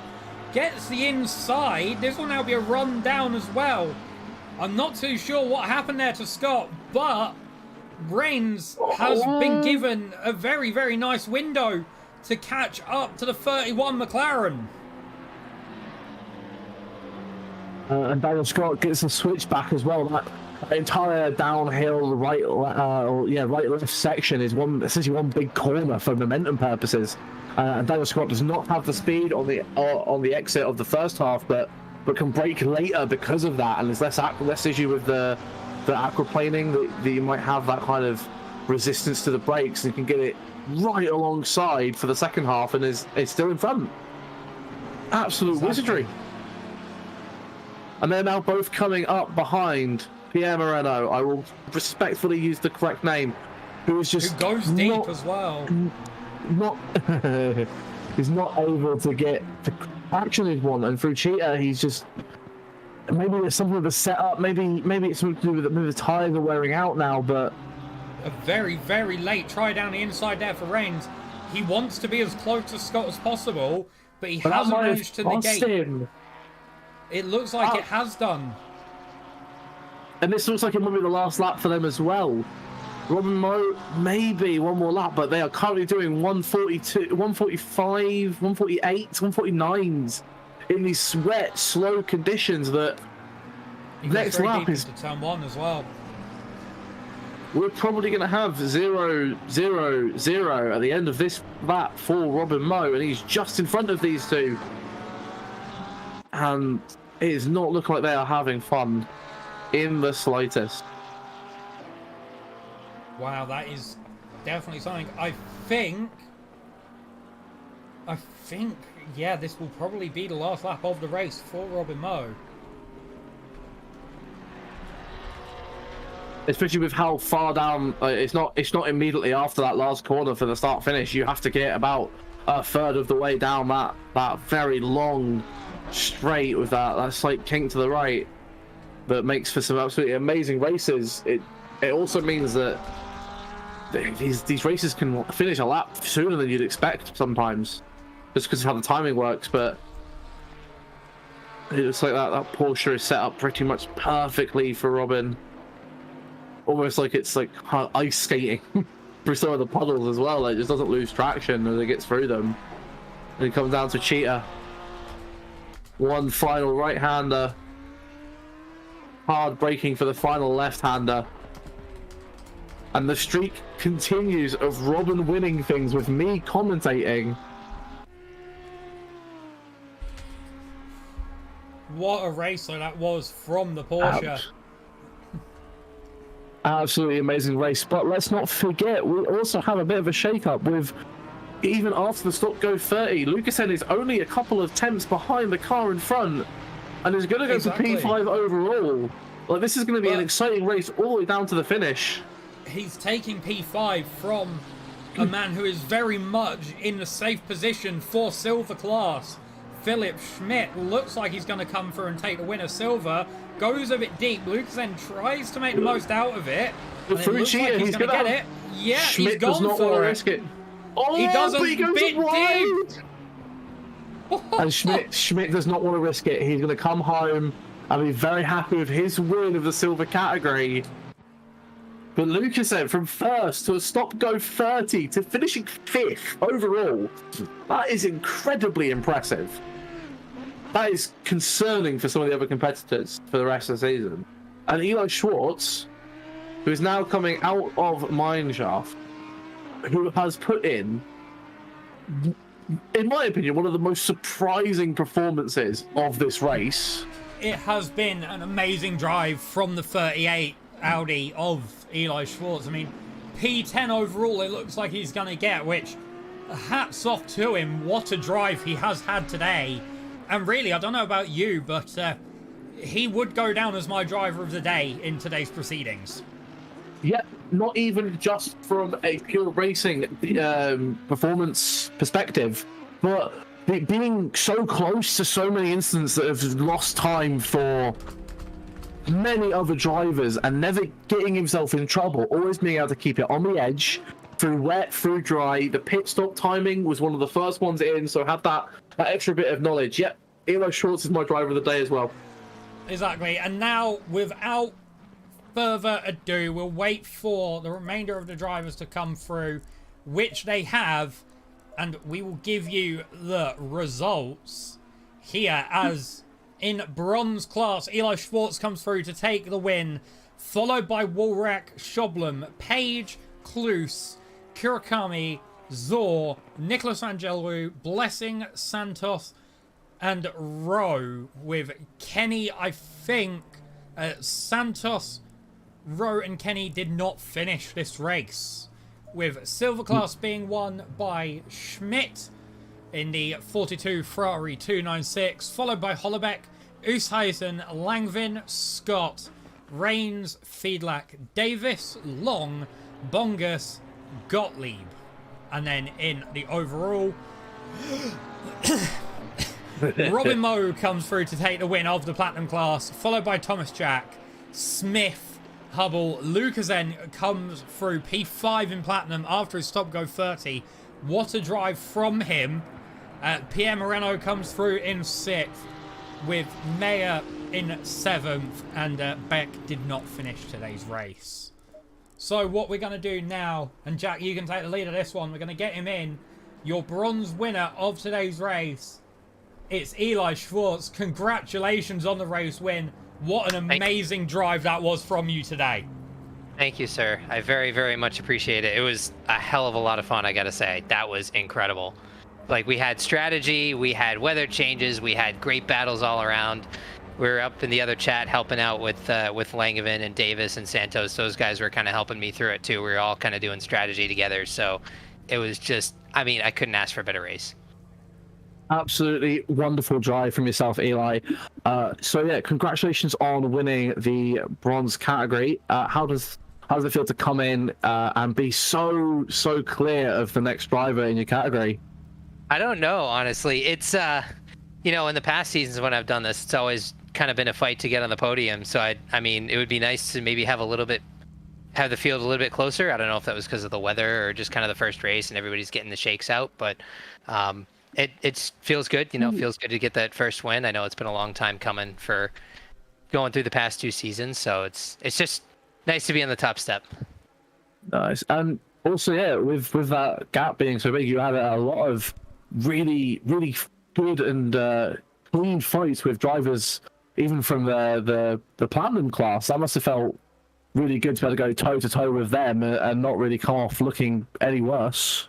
Oh yeah, it was great. I mean, I was obviously trying to play the conservative game too. It'd be nice, and I think I got the top 10 too, which was just, you know, another feather in the cap. But you know, that wasn't really something I was going for. Then I knew I had the win, and I just wanted to keep the lead. But you know, it was nice to have some great battles with all these guys along the way. It was just so much fun. Yeah, top 10, very good finish. Also, I think the last car on the lead lap as well. Yep, so that's right. So kept pace all the way through the race. And just, yeah, you weren't really involved in any incidents. The early pit stop looks like it paid off amazingly for you, like you said, with the strategy of everyone around you.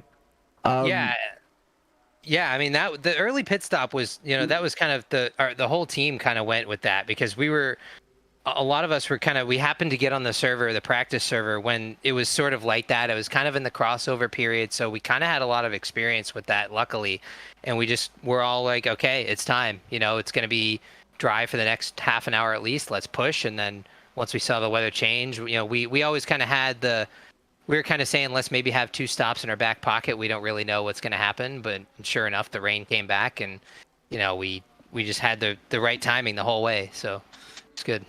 No, absolutely excellent. And yeah, for your efforts, you get a class win in the first race of the season. You get bragging rights of being just in the middle of the silver packs as well. And also for me and Huski, also you are driver of the day. 100% deserved. Just the class you've shown is exactly the kind of thing that makes these races so much fun to watch, to steward, to drive in as well.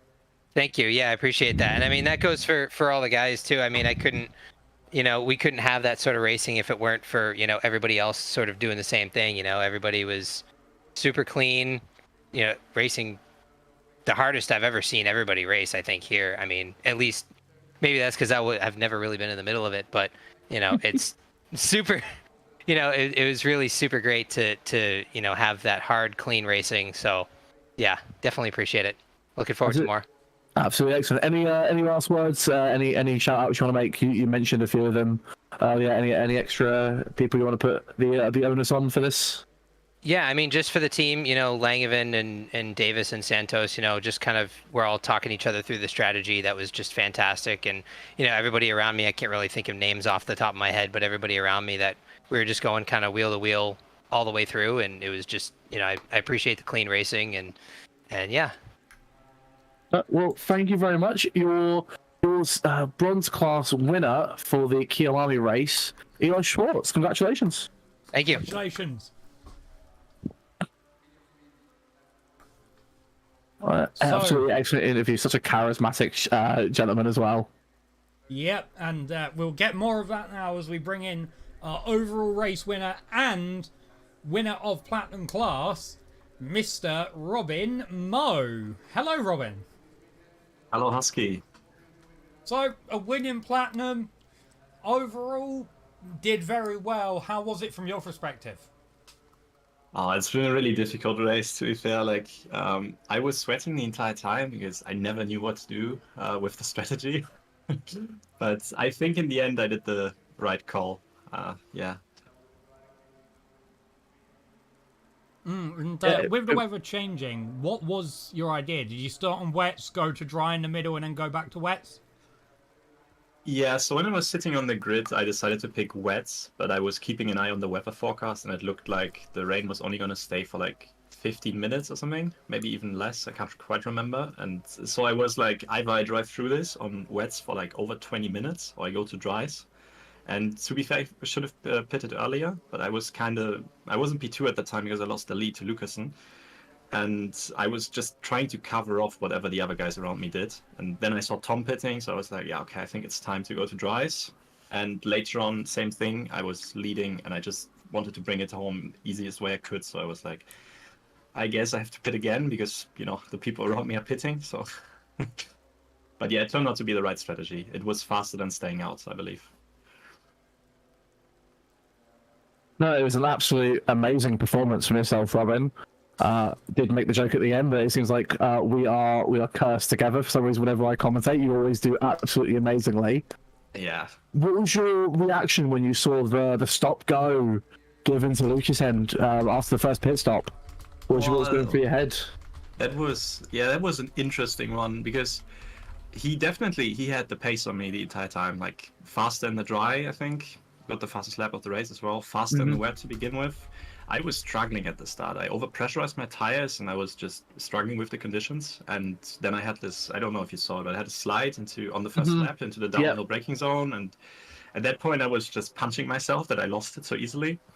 And when I saw the stop go, I was a bit gutted for him because he would have definitely deserved to win it. Like I kind of got the win gifted to me in a way, but yeah, it is what it is. Like, sometimes you just have to get a bit lucky, I guess. Yeah, and we watched him.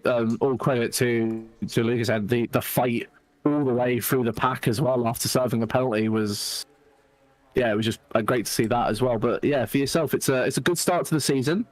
You got any tips for anyone else that wants to also have a good start to the season as well?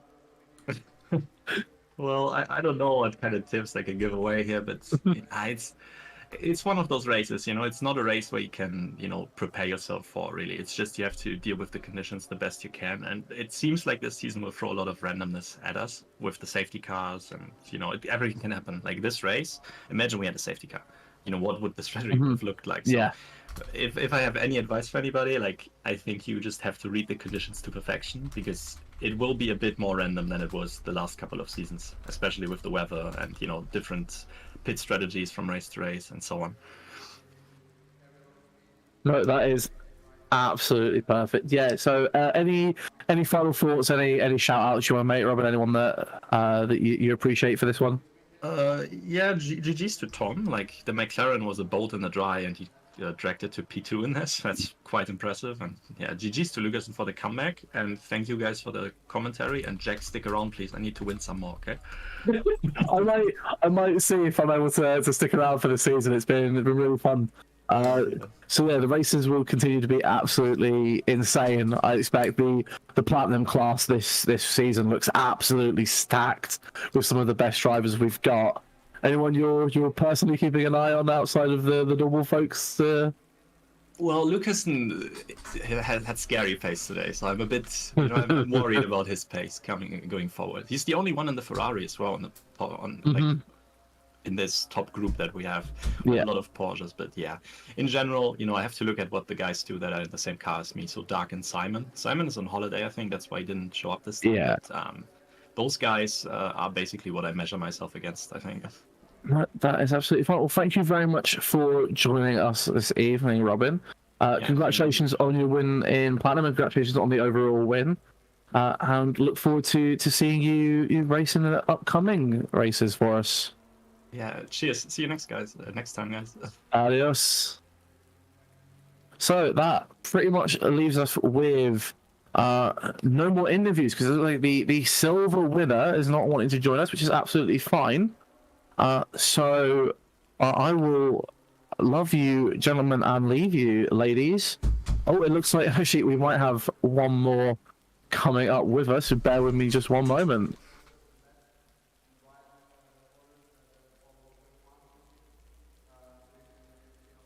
Hi, I've returned. Oh, so yeah, one more interview. I just wanted to wait for our lovely Husky to return as we interview the winner of the silver, who I actually can't remember the name of because I've closed down ACC Professionals. Philip Schmidt. And we have Mr. Schmidt with us, I believe. Hello. Oh, hello. Well, congratulations, first of all, on winning the silver category for ourselves. How did that feel for yourself? Thank you very much. I don't know how I should feel, because that it was pretty random. I didn't expect much from the start, because my first lap ended in a spin after like a couple of corners, and then I didn't take my strategy very serious.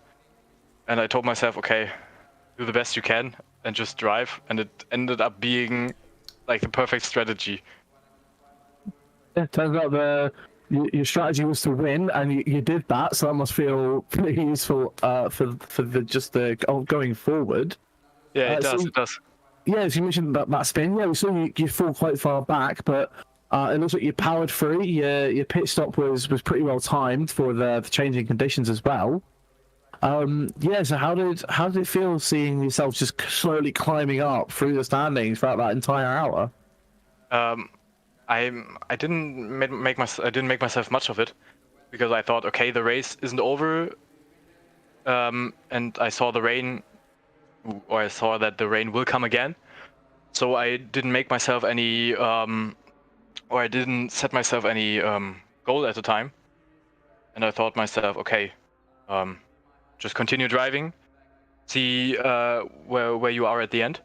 And then suddenly, or not suddenly, but then the rain came again, and I saw that everybody came in again, and I didn't lose a position. And then the race started to be for me as a race, or as, okay, now you can do something. Now the end is near. And I started to sweat a bit more, or to concentrate more. Not that I didn't do it before, but I've seen Lucasen and Holubeck coming behind me. I thought to myself, okay, you're at P4, P5 now. I didn't remember. I think P5. Let's get it home.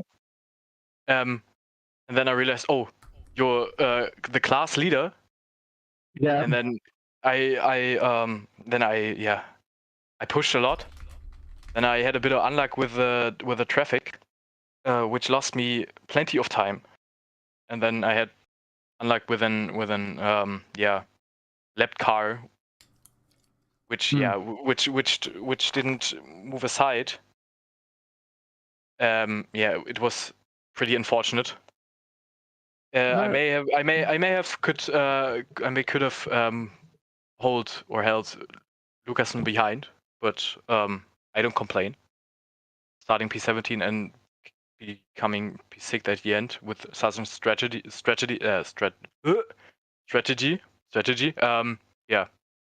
I'm not complaining. Yeah. I was, but I'm not anymore. Yeah, of course. P6 is incredibly respectful when it is only the platinum class drivers ahead of yourself. And when you started, it was P17, wasn't it? Which is 17 or 18. Yeah, it was mid-pack, perfectly respectful. But then to end P6, P1 in your class must be. It's a great way to start the season. Are you expecting more of the same of the season, or do you think with the race as it was, do you think you're tempering your expectations a bit? No, I think I didn't know what I expected at the start of the race, but now that I became class leader, the not the pressure but the excitement rises, and the will of being more competitive has risen now. So I expect myself I expect for myself to be or to hold that benchmark. I don't know what will happen in the next race, but I've seen what is possible, and of course I want to be there. That's such fun. Yeah, next race around Watkins Glen in 2 weeks' time. It'll be exciting to see what you can do there.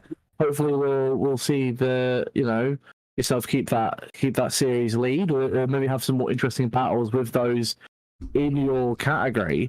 Is there anything you want to end on? Any people you want to shout out at all? Any teammates? Not really. The only thing I can say is that I'm really excited about the next races. I hope that there will be plenty of more fights, and I'm absolutely convinced about that. There will be a lot of fights, and I think it will be pretty exciting. Thank you very much. Yeah, well, thank you for joining us in the interview. You're silver winner, everybody. Thank you. Take care. And now it is the time where I give the friends a reminder that in 2 weeks' time, on the 16th of... Yeah, that is 2 weeks' time. 16th of July is round 2 at Watkins Glen, which will be hosted by my good colleague Deep Cuts. Come join a stream, watch. You'll get to see me struggle at a track that I don't like. And if 2 weeks is too long to be waiting for our stream action, you can join James Andrews next week for the Project Amelioray round 2 at the circuit of Jerez for a 60-minute practice, a 10-minute quali, and a 25 race lap, where once again you can watch me drive a track that I really don't understand and probably crash. So, and special guest, me appearing in that race as a replacement driver for this season. For my teammate! Which will be, it might be, for the first time that I will be driving on a racing power stream. So you can see me do my best Nikita Mazepin impression for 2 hours. But until that point, thank you very much for watching the stream. I have been Husky. He has been Jack. Unfortunately. Thank you for watching, and goodbye.